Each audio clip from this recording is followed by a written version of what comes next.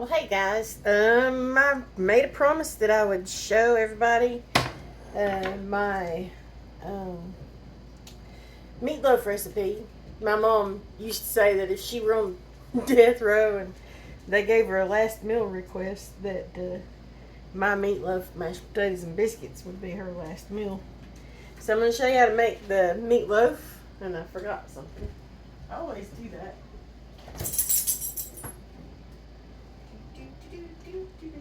Be right back. Get it out the other one. Hang loose. Okay, so here we go. To make the meatloaf, these are the ingredients you're going to need. You need 2 pounds of ground round. You're going to need 2 eggs. You're going to need 1 medium onion, a bell pepper, jalapeno peppers, ketchup, Worcestershire sauce, Ritz crackers, and of course salt and pepper. Now I'm going to show you how to chop it, or I'm going to chop up all this, the vegetables and the jalapeno peppers. But I don't know why I opened that drawer. I'm crazy. Okay, so let's start out. I've got the meat sitting here getting kind of room temperature, and I'm going to cut my onions and my bell pepper up, and then I'm going to chop up some jalapenos. So I'm going to do this, and y'all know how I do the onions. I just not all the way through, but I'm going to use this whole onion, so I'm not going to be as careful this time as I normally am with the, I usually leave the root end on and I just cut it off this time because I'm going to use the whole onion. So I'm just going to chop up this onion, dice it up. Dice up the onion. And I'm not a fancy chef. I'm not I should say I'm not a fancy cook. I'm not a chef. So I just cook what tastes good. And this tastes good. Now, it depends on your taste. My husband and I kind of like these a little more finely chopped than this, but today I'm not going to do that. I washed this, by the way, before I came on. This is a pepper I grew in my own garden. They're just coming in. My bell peppers are beautiful. And anyway, so, oh, and these are my wine saps. They're not doing too good this year. I'm going to have to figure out what to do to fix that next year. But anyway, so just, you want to cut your peppers and onions up. Just dice them up and put them in the meat. Get a few seeds in there, it ain't gonna kill nobody. Ain't good for people with diverticulosis, but I have it, and I eat a few seeds every once in a while. You just have to be careful. Okay, let me get my bench scraper here. What do I do with it? Well, I have 3 drawers. Scraper's over here somewhere. I have become disorganized in my old age. Am I kidding? I've never been organized. There they are. Okay. Onions right in there. All this is going to go in with the meat. I usually have my husband crush up my Ritz crackers for me. A lot of people when they're making meatloaf will use oatmeal or just breadcrumbs, but my mom always used Ritz crackers. And you'd think that I was making mom's meatloaf because of the Ritz crackers, but I added a couple of things that mom didn't add, and boy, when she ate it, she was like, oh, that's so good, that's so much better than mine. And it wasn't, but not in my opinion. But in her opinion, it was. So I'm just cutting up my bell pepper. Lord, I They're so good. Come out of that garden. Mmm. Perfect flavor. I got a bunch of anchos out there. Ancho poblanos I gotta go pick. Anyway, so I use these tamed jalapenos from Mazzetta. I just take, I don't know, probably about half a cup of them. Because they're tamed, they're not that hot, and oh man, they're so good. And just kind of rough chop them, because the bigger pieces are actually pretty good in the meatloaf. Mom never put jalapenos in her meatloaf. And she was surprised that I had put jalapenos in her meatloaf because she wasn't a fan of hot foods, but she liked mildly hot. So these are, like I said, they're tamed. So they're hot, but they're not so hot that you can't just pick one up and eat it like I just did. So anyway, rough chop them. Put those in there. So you've got your bell pepper, your onion, and your jalapeno in there. Because this is ground round, we're going to need 2 eggs. If it were ground chuck or ground beef, we'd use 1. But I was at Walmart this morning and they had the ground round, this one on sale. It's 2 pounds. It was cheaper than 2 pounds of ground beef, so I bought it. Always break your egg into a dish before you put it in. And if you'll crack it on a flat surface instead of the edge of the bowl, you're less likely to get eggshells in your food. Alright, so we've got the 2 eggs, jalapenos, bell pepper, and onion.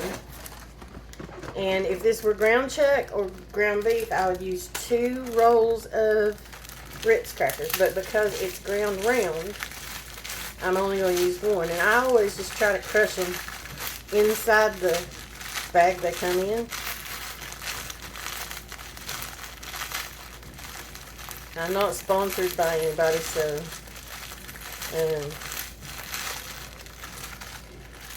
Ritz Crackers wants to sponsor me, they're welcome to. I have lots of Ritz Crackers recipes. Anyway, got my oven preheated to 425 because I will be making some biscuits to go in with this. But I like to get my meatloaf going first, and then my potatoes, and then my biscuits. And then I do a dessert, and I'll show you a sugar-free, well, almost sugar-free dessert at some point. That is really good. Anyway, you crush up all your crackers. Put them right in that bowl with your other stuff. Okay. And you're going to add about a half a cup of ketchup. Okay. And you're going to add about 2 tablespoons full of Worcestershire sauce. And then you're just going to mix it all up really well. Now, you'll be able to tell after you've done this a few times if you're going to need to add more Ritz crackers. Sometimes you do, even with the ground round. Sometimes it's just a little too, it needs a little more. And I think I might need a little more this time. But anyway, you just take your squeezing as you're mixing to mix everything in together. This will make enough meatloaf for 8 people. I mean, my husband and I'll eat on it for a couple of days, so. Okay, yeah, we're going to have to put 1 more sleeve of crackers in there. Because if you can see that, it's still kind of wet. You don't want it that wet. You don't want it dry, but you don't want it that wet. So we're going to go ahead and put a second sleeve of crackers in. Just crush them up just like you did the ones before. The reason I usually get my husband to do this is I've popped these so many times trying to do this, and he's better at it. And I have arthritis real bad in my hands, and sometimes I can't do this. So, alright. We're getting there. This is really not that hard to do. It just, you know. And like I said, my mother thought it was the best thing in the world. So, Miss Mom, yesterday was her birthday, and so I thought yesterday I ought to make meatloaf because she loved my meatloaf. So when I went to the store this morning to get the stuff finished putting at my door, I just walked through there and got the stuff to make meatloaf. Because I had a bell pepper I got off of my vine yesterday, or off of my plant yesterday, and I thought, well, you know, Mama loved it, so I think it's what I'm going to do. Now you can see the difference from putting that second sleeve of crackers in here. Now, Mom always made it with Ritz crackers, and I think that that's where most of this really good flavor comes from. The only thing that I do differently than Mom did was I use jalapenos and Worcestershire sauce. She never did that. So you got it all mixed up. You can see it, you know, it's kind of holding together better with that extra thing of crackers. Now I'm going to put it in the dish that I'm going to bake it in. And I'm just going to use this. It's a Temptations dish from, I think I got it from HSN. I'm not sure. Anyway, I'm going to put this in there. And I'm not going to make one big loaf. I'm going to make small loaves because it's easier that way. So just kind of separate it. It bakes better. Separate it into 4 pieces. Best you can. You don't have to be precise. And just make long loaves like this. Just 4 little mini loaves is what you're going to do. And you're going to lay them right there in your pan.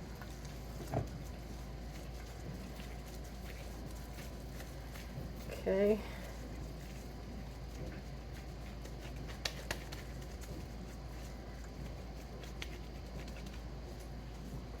Mom always said to clean as you go. And that was one of the best pieces of advice Mom ever gave me. Especially when it came to the kitchen, because it's real easy to make a big mess and leave it. And then you got twice as much to do later. But I don't always clean as I go. But that's what Mom said. So, some of the best advice she ever gave me. And I'm going to have to slide these up together. It's going to look like one big loaf because I made a big bunch. But it's going to be 4 little loaves. And after it bakes, and you want to bake it till there's some black underneath. You know, where the grease turns kind of hard and black. It tastes better if you bake it like that. Alright. Last part of this, I'm going to take my gloves off to do the last part. And this is important too. Alright. This part, you just take some flaky salt, which I forgot to put in the mix, by the way. Just put some flaky salt on top. It should be mixed in, but I wasn't paying attention and I didn't mix it in, so I'm putting it on top. Probably a little less than a tablespoonful. You want to put black pepper, I would say a good teaspoonful. If you didn't put it in it, put it on it. Alright, now you want to take Worcestershire sauce and just put it on each piece here. I don't know how much, I just put it over it, okay? And then you want to take your ketchup and just go back and forth over the top of each loaf. Mom used to take a fork and drag through it and make nice little designs. I don't do that, so But that's your meatloaf. You put it in the oven about 425 for 35, 40 minutes. You want it really well done. And because it helps it to stick together just a little bit better if you get it really well done. And let's see. I will pause you, come back and show you how to make the dessert, because that's the next thing I'm going to do, so it can have plenty of time to cool, because it needs to be cold when it's eaten. So I'll pause, clean down, I'll be right back. Okay, back. This is a little dessert I came up with last week, and it may not be original, but I've never seen it like on television shows or anything, and we really liked it. So I thought I'd share it with you. You're going to need a bowl, measuring cup. You're going to need some maple syrup, pecans, frying pan, sugar-free vanilla pudding, milk, sour cream, sugar-free Cool Whip, and some vanilla flavoring. And the first thing you're going to do is you're going to put about, I don't know, I guess that's about half a cup or so of pecans. They're expensive, so I won't put a whole bunch. I really would like to have a pecan tree, but anyway, put those in your frying pan and then just splash in about 2 tablespoons full of maple syrup. Not much. Put it on the stove eye. Let's give it one more little splash of maple syrup, just so we make sure we got enough. And you want to put that on almost high. You can't put those non-stick pans on high, so just put it on right at high. Make sure that they're all coated, and we'll let that work while we do this other part. Alright, so this, if you made this pudding, you're supposed to use 3 cups of milk for the pudding. And I don't want it to be just pudding. I'm making it a little differently. So what I'm going to do is I'm going to use 2 cups of milk. This is whole milk. And yes, it's a habit. I always smell the milk before I use it. But you just make it in one dish. You don't have to dirty a whole bunch of stuff to do this, okay? So 2 cups of milk. And then you're going to want about a cup, well, no, about a half a cup of sour cream. And I always just eyeball it. I don't try to measure it or anything. So that's about a half a cup. Okay. I love sour cream.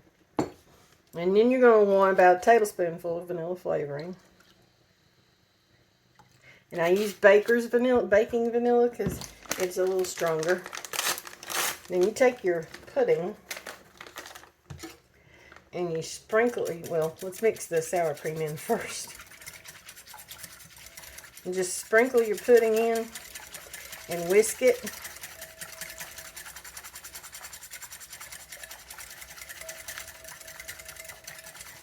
It's going to be just a little thicker than a normal pudding, but not way thick.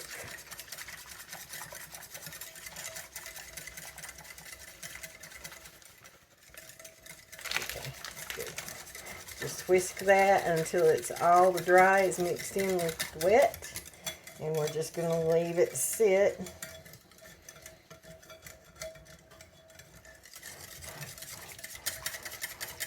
Once we get it good and mixed in,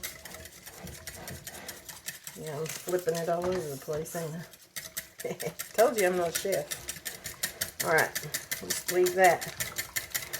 Now, if you like things like cinnamon, nutmeg, and stuff like that, you can put some in your pudding. But I'm telling you right now, this is really good just with the candied pecans and the Cool Whip. Save your whisk, because you're going to need it again. check on these pecans.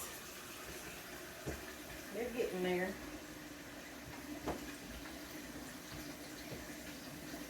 You're just gonna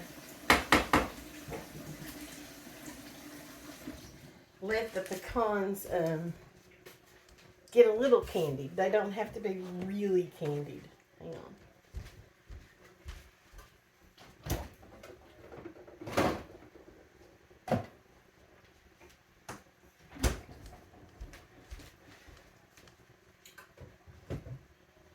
While we're waiting on that, guys, check out this bag of oranges I got today at Walmart. Those are the prettiest oranges I think I've seen in forever.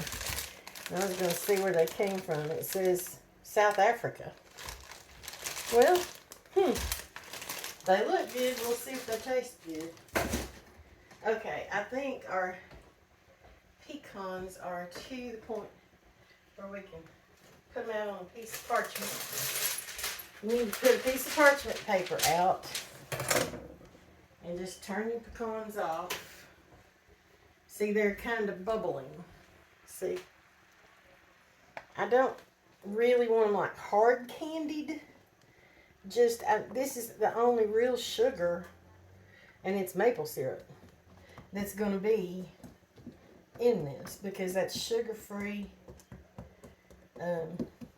pudding and sugar-free Cool Whip. Anyway, so you gotta let those cool. And see, this is already set up nicely.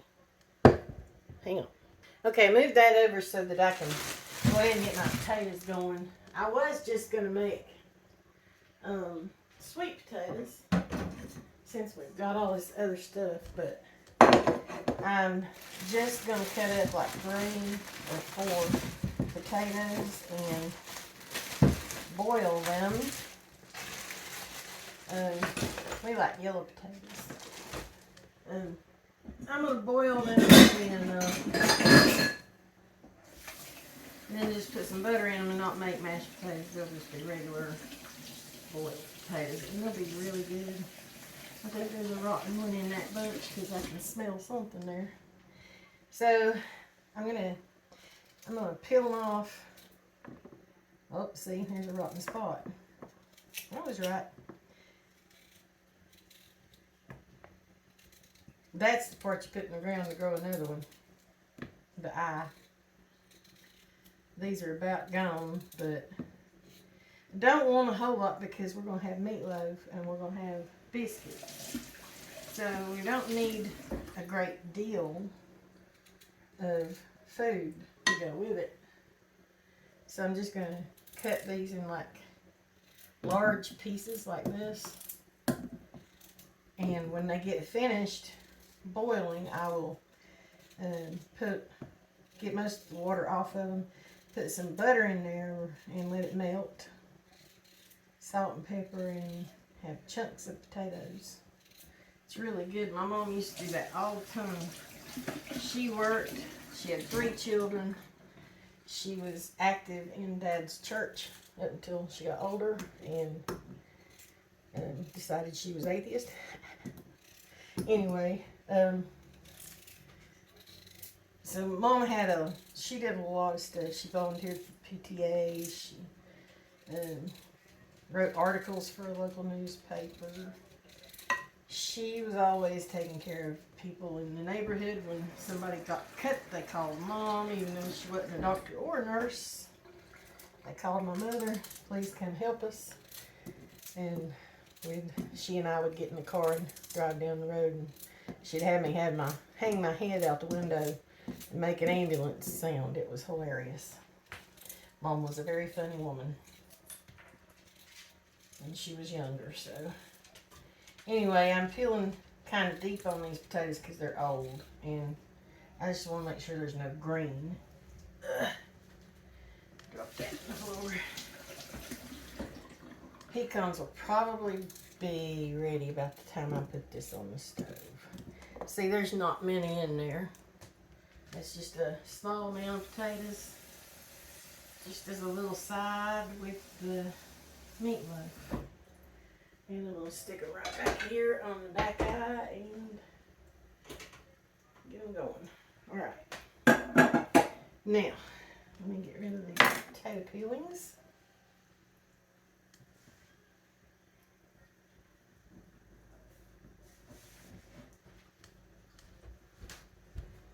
Put them in the compost. Alright. Now, I'm going to get another knife.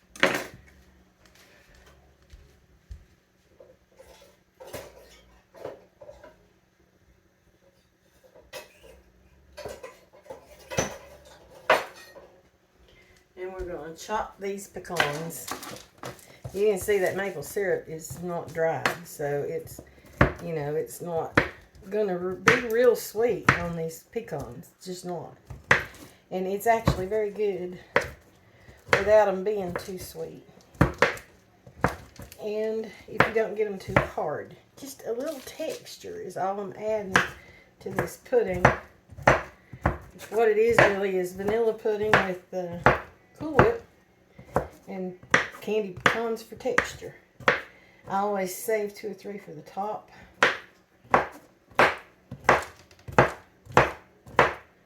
Just chop them up. It's so good. I mean, it's sticky, but it's so good. Alright, then you just take the pecans and you put them over the top of the pudding like this, as a layer between the pudding and the Cool Whip. It just gives it texture and I don't know. I like it. I'm going to save those for the top. Okay.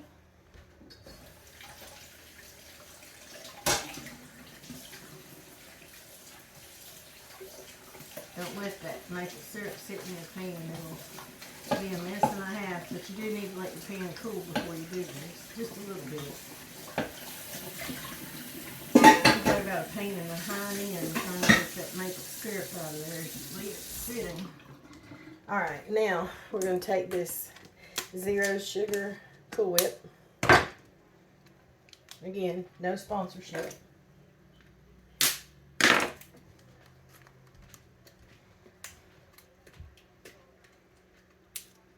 If I can get this off of here.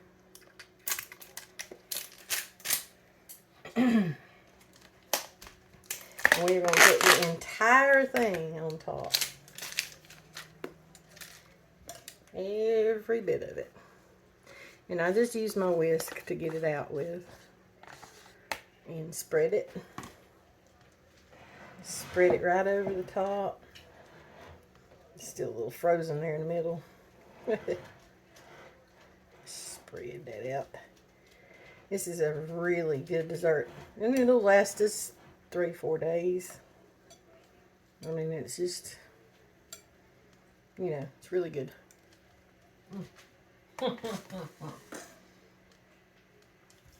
Take the few pecans that you reserved and kind of sprinkle them. Make it purty. Okay. And then put your other 3 in the middle there in a pretty design if you can, or screw them up like I just did. Don't matter. You're not serving it to the president or anything. And then you cover it and put it in the fridge. And when it gets good and cold, it's delicious. But there's that.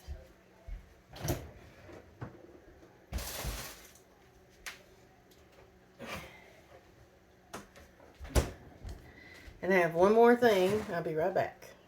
Last part of the meal, guys. I'm at 30 minutes and I'm trying to get this done kind of quickly. So, last part of the meal is the biscuits. And I had started making biscuits with butter. And they're good if you eat them the day you make them. But my mom always used Crisco. And I'll tell you, one thing that I've learned about this is if you just use Crisco, your biscuits are good for days. So, it's just a little tip. But we always use White Lily self-rising flour, and that's what's in this. I'm just going to take some flour and dump it in the bowl here. I don't measure, don't know how much I put in there. I just put it in there.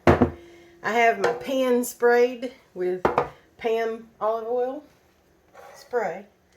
And I'm going to just guesstimate this stuff. You'll just have to pay attention. Okay? Got your self-rising flour in there. I'm going to put a pretty good amount of Crisco. Okay, and then buttermilk. I put about probably a cup. Mix it up. Get it kind of crumbly. And I'm not worried about this because I'll clean it up in a little bit. But you're going to have a lot of Crisco. It's going to seem like you've got a lot of Crisco in your flour, and you do. If you want your biscuits light, you're going to have to do them this way. I know that sounds counterintuitive because Crisco's like lard, you know, it should make things heavy, but it doesn't. Not in this case.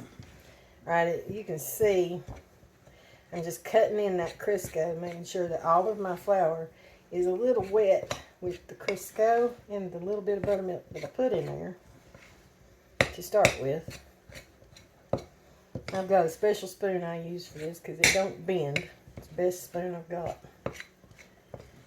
And anyway, you just mix it like that. Put some more buttermilk in. I make mine kind of gloppy, for lack of a better term, gloppy. Get another towel here and clean up my mess. I go through a lot of towels in a couple of days because I always use clean ones. Turn those taters back up. I turned them down too soon. Anyway, so mix that up really well. You want it moist. Because if you don't have it good and moist, it's not going to make good biscuits. You don't want a dry biscuit mix. And don't use your hands any more than you have to touch the dough. It's just better if you don't. Alright, see that? That's about right. And got all that Crisco mixed in. Mom always used a piece of waxed paper. Wax paper.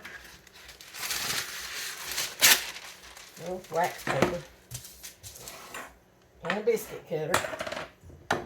You just put a little flour out on your wax paper. Boy, I'm making a mess.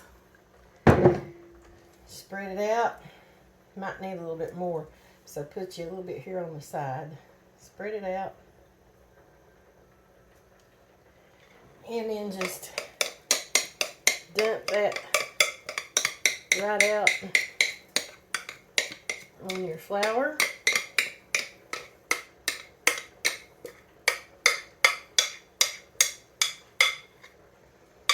And I've been a baker most of my life. Baking is what I like doing. So, anyway. Put a little flour on top, mash it down just a little bit. Don't handle it much. Fold it over. Fold it over a lot like you would if you were making croissants. Okay? Just keep folding it over. Don't overwork it. If you overwork it, it's going to be tough biscuits. That's good. That's all you do to it. Pat it out. And you want them about an inch thick.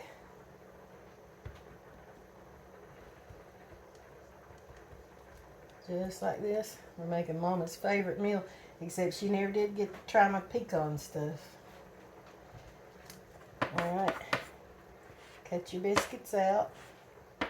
Your oven's already preheated to 425 because you've got your meatloaf in there. And then you just knock the flour off your biscuits and kind of shape them a little bit and stick them in the pan. Now, here's something some people don't know about biscuits. If you put them up against each other, they get taller. If you put them where they're not touching each other, then they'll stay the size you make them. So, if you want tall biscuits, put them up against each other. There's gnats in here, man.